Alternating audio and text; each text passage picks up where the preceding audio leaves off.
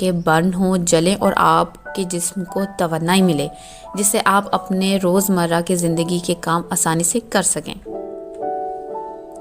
Insulin हमारे जिस्म में पेंक्रियाज या लबलबे में बनती है। शुगर होने का मतलब ये है कि आपका लबलबा इंसुलिन मतलूबा मिकदार से कम बना रहा है। अगर बना भी रहा है तो आपका जिस्म या आपकी बॉडी उस इंसुलिन को रिस्पॉन्ड नहीं कर रही।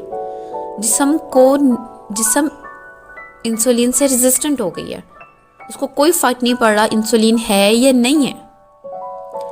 अब इन सूरत हाल की दो वजूहत हो सकती हैं।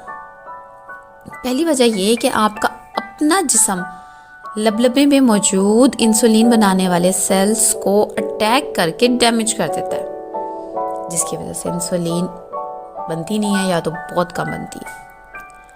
ये शुगर की